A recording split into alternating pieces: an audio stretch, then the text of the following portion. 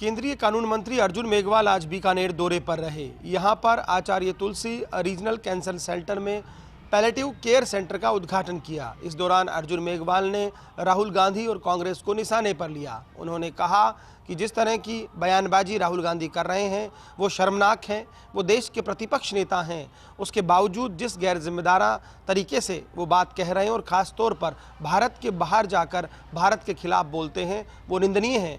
उन्होंने कहा कि सिख धर्म को लेकर भी उन्होंने जो बातें कही हैं वो शर्मिंदा करने वाली हैं।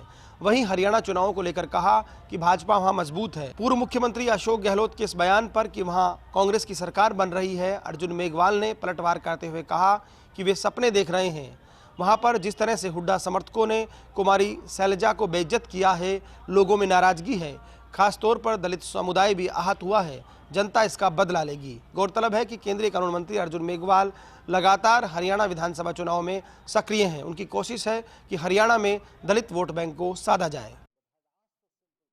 अजमेर के दौराई क्षेत्र में रसद विभाग ने दिया बड़ी कार्रवाई को अंजाम। अवैध रूप से गैस भंडारण और अवैध रिफिलिंग को लेकर के दिया कार्रवाई को अंजाम। की जा रही अग्रिम कार्रवाई। अजमेर से एक बड़ी खबर सामने आई है, जहां रसद विभाग ने अवैध गैस सिलेंडर भंडारण और रिफिलिंग के खिलाफ बड़ी कार्रवाई को अंजाम दिया है। अजमेर के दौराई क्षेत्र में महेंद्र सिंह सोलंकी नाम के व्यक्ति के बाड़े में से विभाग ने 114 कॉमर्शियल और 76 घरेलू सिलेंडर और एक छोटा सिलेंडर जब्त किया है। यह सिलेंडर अवैध रूप से भंडारित किए गए थे और वहीं पर अवैध रिफिलिंग की जा रही थी। कार्रवाई के दौरान विभाग ने मौके पर रिफिलिंग के लिए उपयोग में की जा रही मशीन भी जब्त की है। अवैध भंडारण और रिफिलिंग के इस मामले में विभाग ने सभी सिलेंडरों को कब्जे में लेकर आगे की कार्रवाई शुरू कर दी है। यह कार्रवाई सुरक्षा मानकों के उल्लंघन और आम जनता की सुरक्षा को ध्यान में रखते हुए की हुई है। रसद विभाग का कहना है कि इस तरह की अवैध गतिविधियों के खिलाफ सख्त कदम उठाएंगे जाएंगे ताकि भविष्य में किसी प्रकार की दुर्घटना से बचा जा सके। अवैध रूप से रखे हुए थे 190 सिलेंडर बाड़े में, तुरंत रसद विभाग ने किया जब्त, जिसमें से 114 सिलेंडर थे कॉमर्शियल, तो वही 76 सिलेंडर पकड़े गए घरेलू। सभी को लेकर के जब्ती की गई कार्रवाई। अग्रिम कार्रवाई को लेकर के रसद विभाग करेगा खुलासा। गणेश मंदिर के महंत सेलमगिरी भारती को उतारा मौत के घाट। 2 आरोपियों ने मिलकर मंदिर के अंदर घुसकर संत की निर्मम हत्या कर मौके से हुए फरार, मगर ग्रामीणों ने एक आरोपी को मौके से दबोचा। वहीं पुलिस ने दूसरे आरोपी को भी जंगलों से पकड़ा।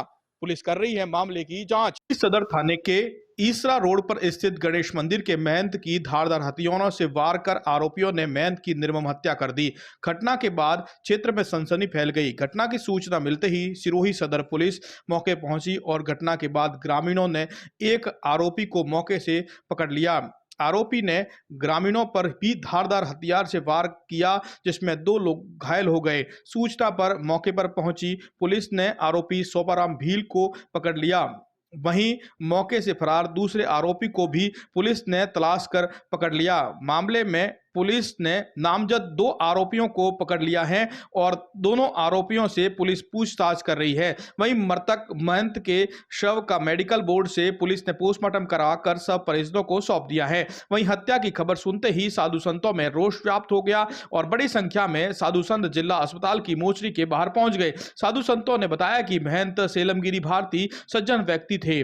आरोपी चोरी की नियत से मंदिर में घुसे और महंत की निर्मम हत्या कर हाथों से चांदी के कड़े लेकर फरार हो गए। फिलहाल पुलिस पूरे मामले की जांच कर रही है। महंत की हत्या के बाद साधु संतों में फैला रोष। बड़ी संख्या में साधु संत पहुंचे जिला अस्पताल की मोचरी में। पुलिस ने मेडिकल बोर्ड से करवाया पोस्टमार्टम। पुलिस दोनों आरोपियों से कर रही है पूछताछ। आयोजन से पहले ही नगर निगम कोटा के राष्ट्रीय दशहरा मेले के साथ एक और विवाद खड़ा हो गया है। इस बार राजस्थानी भाषा के कवियों ने इस बात की खुली चेतावनी दे दी है कि अगर हर साल की तरह राजस्थानी भाषा का कवि सम्मेलन पृथक से आयोजित नहीं हुआ तो राजस्थानी और हिंदी का कोई भी कवि या साहित्यकार ना तो मेले के मंच पर जाएगा और ना ही वहां जाकर के कविता पाठ करेगा। असल में आयोजन समिति ने इस साल राजस्थानी भाषा और हिंदी भाषा के कवि सम्मेलन को ज्वाइंट करके एक कवि सम्मेलन में तब्दील कर दिया है और इसे लेकर राजस्थानी भाषा के कवि नाराज है। आज प्रमुख कवियों ने एक प्रेस कॉन्फ्रेंस करके साफ तौर पर कह दिया है कि ये मेला लोक रंगों का मेला है और अगर इसमें लोक भाषा का सम्मान नहीं होगा तो फिर इस मेले में जाने और वहाँ पर कविता पाठ करने का कोई फायदा नहीं है। भरतपुर शहर में आवारा श्वानों का आतंक। घर से बाहर दूध लेने जा रही छोटी सी बच्ची को 4 श्वानों ने नोच डाला। शहर के नदिया मोहल्ला में दिल दिलाने वाली घटना सामने आई है, जहां घर के बाहर गली में होकर दूध लेने जा रही छोटी सी बच्ची को 4 कुत्तों ने नोच डाला। जब बच्ची गली से होकर निकल रही थी तो अचानक घर बैठे आवारा कुत्तों ने उस पर हमला बोल दिया और बच्ची गंभीर रूप से घायल हो गई। हालांकि ये पूरी घटना सीसीटीवी कैमरे में भी कैद हो गई। वहां मौजूद लोगों ने कड़ी मशक्कत के बाद आवारा कुत्तों से बच्ची को बचाया, लेकिन बच्ची पूरी तरह से गंभीर रूप से घायल हो चुकी थी, जिसका भरतपुर के आरबीएम में इलाज चल रहा है। इस घटना के बाद लोगों में नगर निगम के प्रति रोष नजर आ रहा है।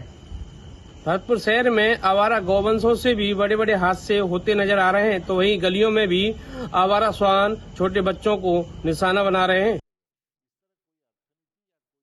चित्तौड़गढ़ जिले में शिक्षकों ने कागजों में खेला खेल, अध्यापकों ने खेल के नाम पर मनाई छुट्टी। फिर भी कल खेल मैदान पर खेलने की उपस्थिति लेकर स्कूलों में पहुंचेंगे शिक्षक। चित्तौड़गढ़ जिले के गंगरार में 2 दिवसीय तहसील स्तरीय एक शिक्षक क्रीड़ा प्रतियोगिता आयोजित होनी थी। प्रतियोगिता के लिए गंगरार के राजकीय उच्च माध्यमिक विद्यालय के खेल मैदान को चुना गया था, जबकि राजकीय उच्च माध्यमिक विद्यालय का खेल मैदान खेलने के लायक ही नहीं था।